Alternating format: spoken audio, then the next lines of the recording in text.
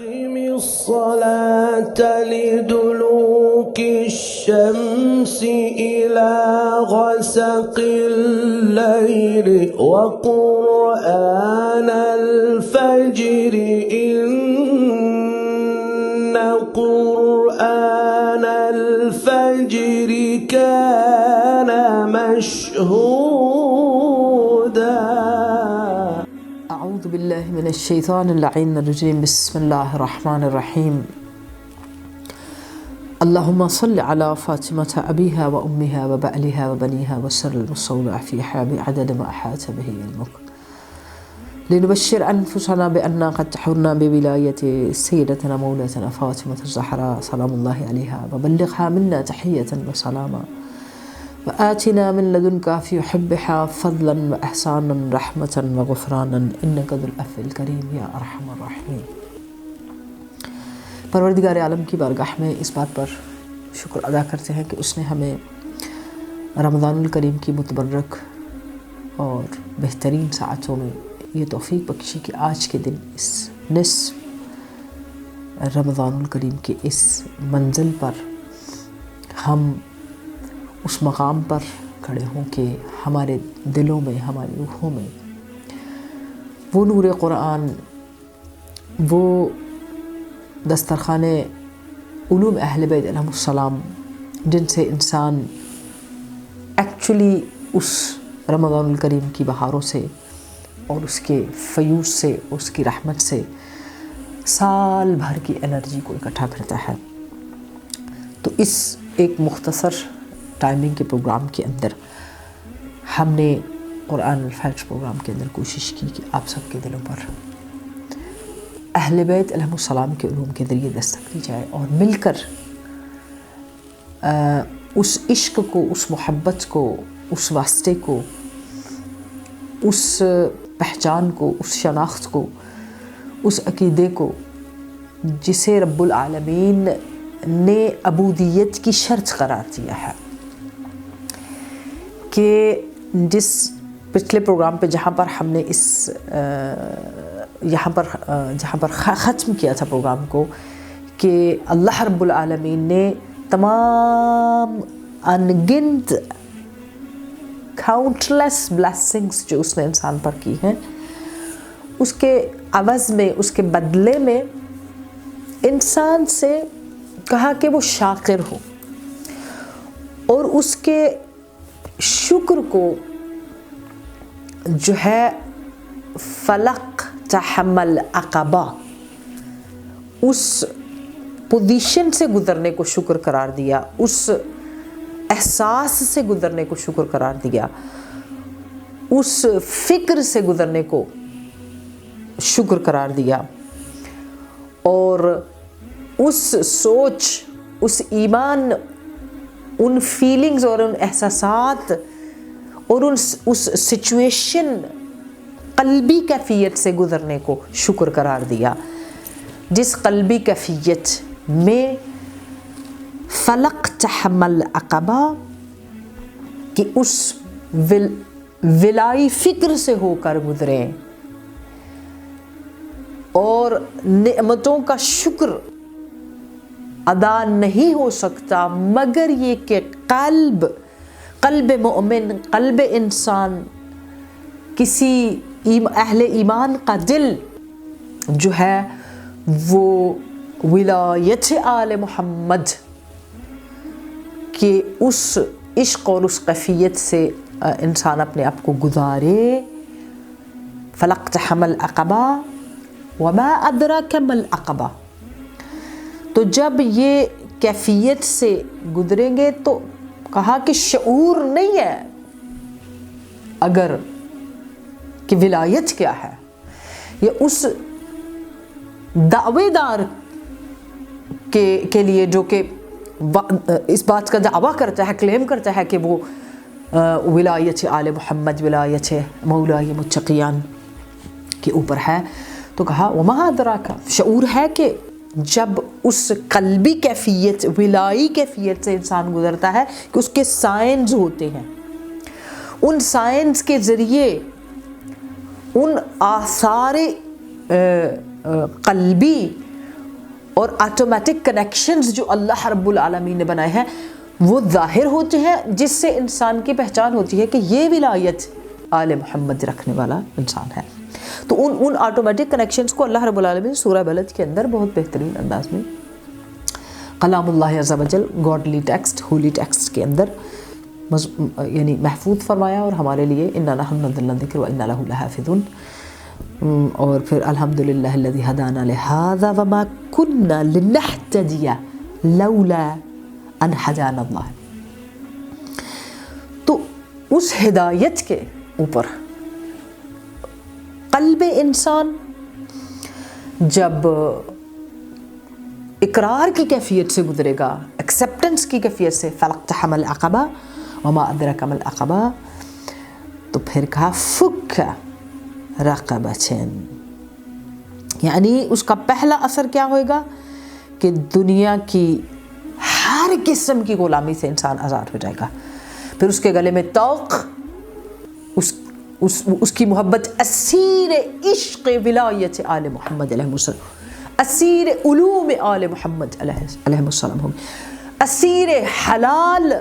جس حلال کل آل محمد علیہ السلام، یعنی آل محمد نے جس تمام چیزوں کو حلال قرار دیا ہے، جو کہ رمضان المبارک میں مولا علیہ السلام نے رسول خدا سے سوال کیا، جو خود باب شہر علم ہے، یا رسول اللہ بہترین عمل کون سا ہے؟ یا علی ورع وہ کیفیت ہے جہاں پہ محرمات سے انسان بچتا ہے اور حلال کو انجام دیتا ہے۔ تو اگر سیدھے راستے سیدھا چلیں گے تو ہر وہ چیز جو مولا نے، امام نے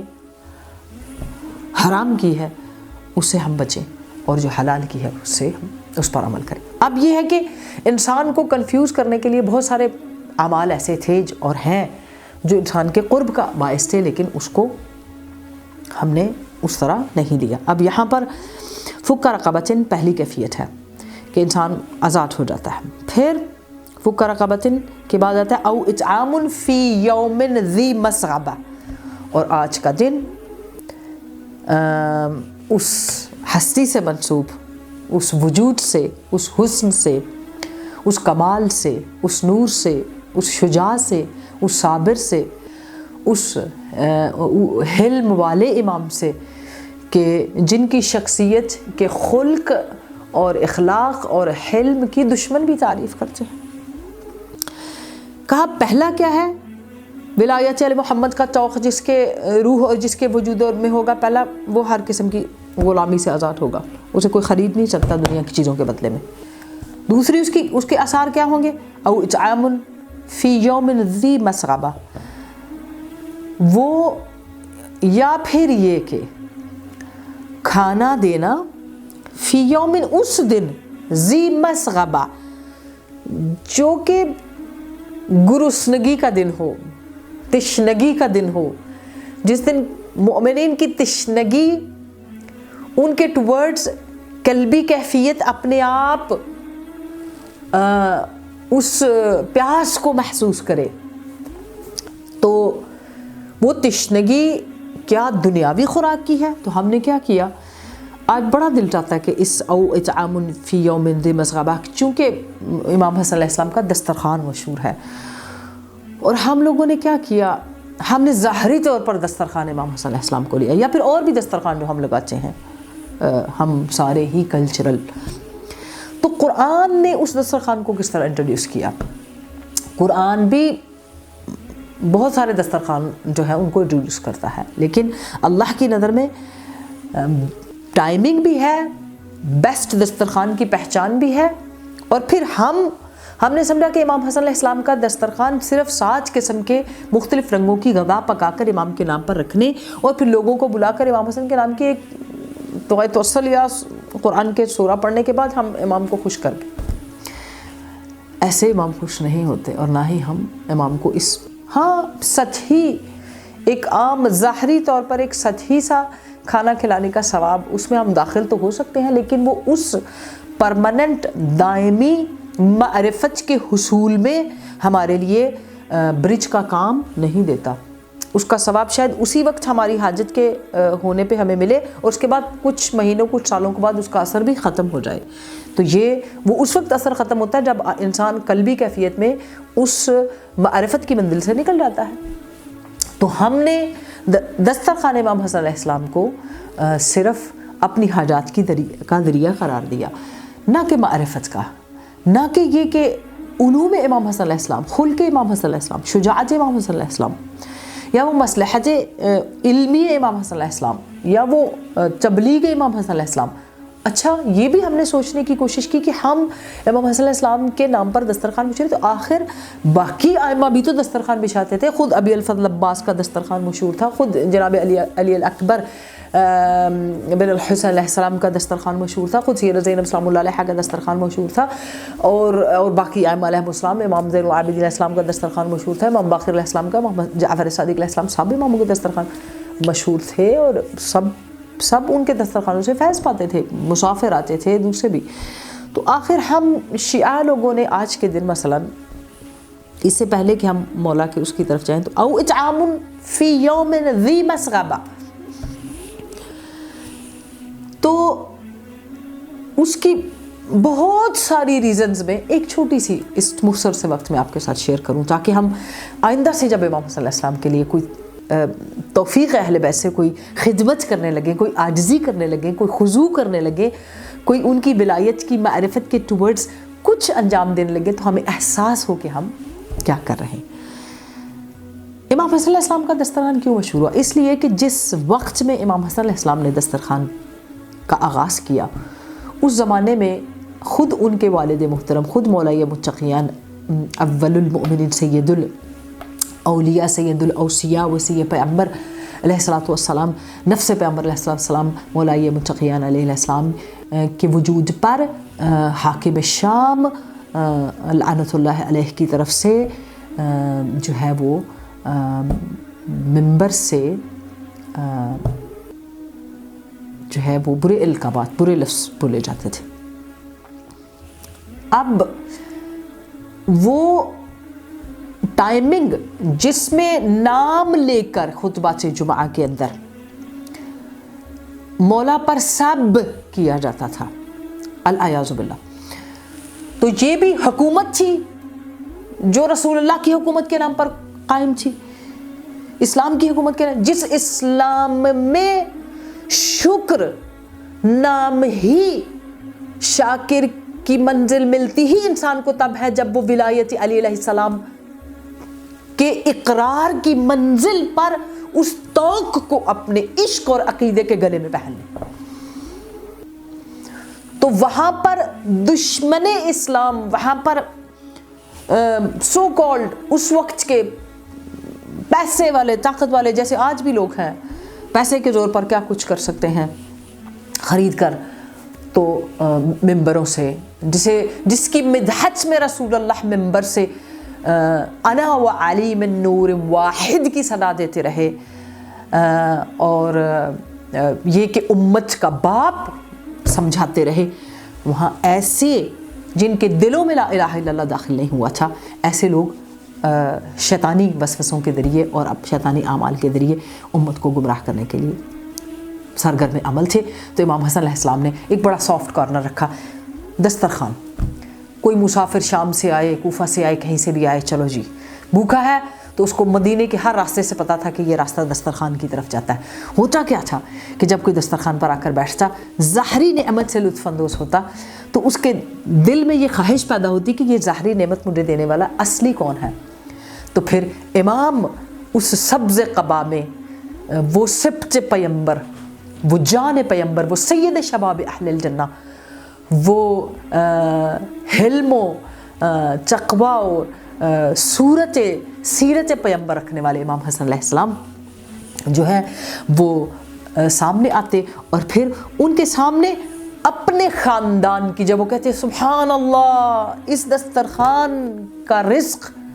اس دسترخوان کی نعمتیں جو ہیں انہوں نے ہمیں ہماری مسافرت کی تھکن کو دور کر دیا، سبحان اللہ. تو پھر نعمت ظاہری سے نعمت اصلی کی تعریف دہن مبارک امام حسن علیہ السلام سے شروع ہوتی اور سننے والا عشق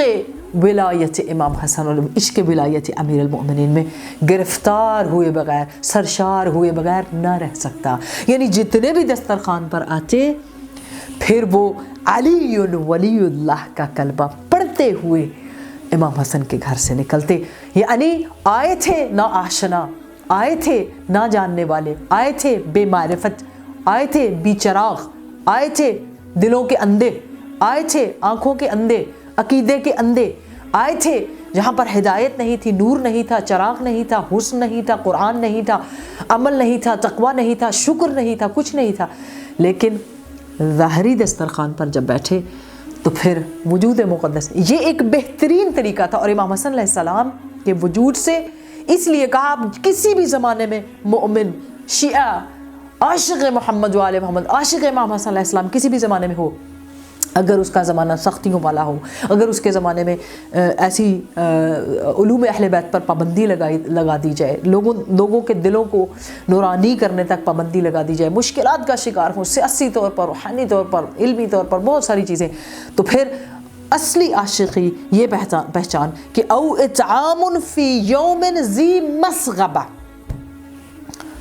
وہ اس دسترخوان کو، اس غذا کو جو غذائے علمی ولایت امام حسن علیہ السلام ہے، جو انسان کو علمی طور پر، روحانی طور پر علوم ولایت آل محمد سے کنیکٹ کرتی ہے. اسی طرح کہ جب کربلا کے اندر ظلم کی انتہا ہوئی تو بطلہ کربلا، شیر دل زن کربلا اور دختر سید الاوفیاء، دختر امام المتقین، عقیلۃ الطالبین، عقیلہ بنی ہاشم، عقیلۃ العاشقین، سیدت مولاتی زینب الکبریٰ سلام اللہ علیہا نے ولایت آل محمد کے دسترخوان کو بچھایا. جہاں اسیری بھی تھی، بھوک بھی تھی، نہ صرف انہوں نے بچھایا بلکہ وہ نور دیدہ امام حسن علیہ السلام سیدت مولاتی سکینہ بنت الحسین و رقیہ المرتقیٰ، انہوں نے بھی ولایت آل محمد کے دسترخوان کو کربلا سے کوفہ سے شام، راستے ہر جگہ پر وہ دسترخوان کو بچھاتے گئے. اور جہاں پر جو بھی تشنگی رکھنے والے تھے، جو بھی اس بات کی خواہش رکھنے والے تھے جہاں پر ولایت آل محمد کا نور ان کے دلوں کو روشن کر سکتا، ان کی روحوں کو، ان کی آنکھوں کو، ان کے وجود کو، ان کے عشق کو، ان کے ایمان کو، ان کے علم کو، وہاں پر بی بی پاک نے اپنے اس کلام سے ولایت آل محمد کے دیوں کو. اسی لیے کون ہے آپ کے ان بڑے ٹائٹلز میں امینۃ اللہ، ولیۃ اللہ. تو اب آج کے اس دن میں کوئی بھی شیعہ، صرف یہی دسترخوان نہیں ہے امام حسن علیہ السلام کا کہ ہم 7 قسم کے سبز کھانے بنائیں اور پھر سبز رنگ کی چیزیں کر کے تو ہم امام حسن علیہ السلام کی وجود کے عشق کو ثابت کریں. نہ، امام حسن علیہ السلام کا عشق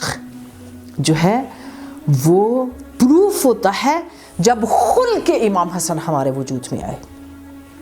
جب معرفت امام حسن کہ جہاں پر بخاری از ابی بکر نقل کرتے ہیں کہ رأیت النبی صلی اللہ علیہ وآلہ المنبر والحسن بن علی معه وهو يقبل على الناس مرة وينظر إليه مرة ويقول ابن هذا السيد، ابن هذا سید. نے کہا میں نے دیکھا کہ فراز منبر پر رسول اللہ کے پاس امام حسن موجود ہے. ایک دفعہ لوگوں کی طرف دیکھتے رسول خدا، ایک دفعہ امام حسن کے چہرے کی طرف دیکھتے، پھر اشارہ کر کہ یہ میرا فرزند سید ہے. اب سید خلق میں بھی ہے، خلق نبی میں بھی ہے، کردار نبی میں بھی ہے، اس علم میں بھی ہے، اس نورانیت میں بھی ہے، اس وجاہت میں بھی ہے، اس شجاعت میں بھی ہے، اس صبر میں بھی ہے، اس حلم میں بھی ہے. وہ تمام چیزیں جو رسول خدا صلی اللہ علیہ وسلم کہا من احب الحسن والحسین فقد احبنی، جس کسی نے حسن سے محبت کی اور حسین سے، بس ایسے ہے جس نے مجھ سے، رسول سے محبت کی. یعنی ولایت شاکر، یعنی جتنی بھی اللہ نے نعمتیں دی ہیں عبودیت کی منزل پر انسان نہیں جا سکتا. عبودیت کے وما خلقت الجن والانس الا لیعبدون، انسان کے پیدا ہونے کی شرط ہی عبودیت ہے. تو عبودیت، خدا ساری عبادتیں منہ پر مار دے گا، کوئی عبادت، کوئی دعا، کوئی ریسیٹیشن کچھ قبول نہیں ہونے والا جب تک اس کیفیت سے، اس حسن سے، اس قلبی لگاؤ سے، اس کنیکشن سے اپنے دلوں کے ساتھ اپنے آپ کو ولایت آل محمد، یہی وہ عقیدہ ہے، یہی وہ سوچ ہے، یہی وہ فکر ہے جو انسان کو شکر کی منزل پہ شاکر بناتی ہے. اور وہ کیا ہے کہ ولایت آل محمد کے ذریعے اپنے دلوں کو موڑ کر کیا کریں، شاکر کی منزل پر آ کر اللہ رب العالمین کی بارگاہ میں عبودیت کریں گے. یعنی ربوبیت، اللہ کی بارگاہ میں عبودیت، بندگی رمضان الکریم ہو یا کوئی اور دن قبول نہیں ہے. وَإِلَّا یہ کہ ولایت حسن مجتبیٰ صلی اللہ علیہ وآلہ وسلم سے ہمارا دل نورانی ہو، منور ہو،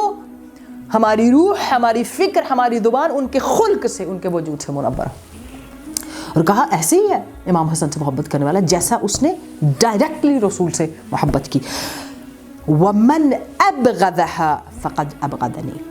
جس نے ان سے یعنی امام حسن اور امام حسین علیہ السلام سے بغض رکھا، اس نے ڈائریکٹلی یعنی نبی سے بغض رکھا. تو یہاں پر نبی پاک صلی اللہ علیہ وآلہ وسلم نے وہ ذریعہ انسان کی جسے پہلے دن سے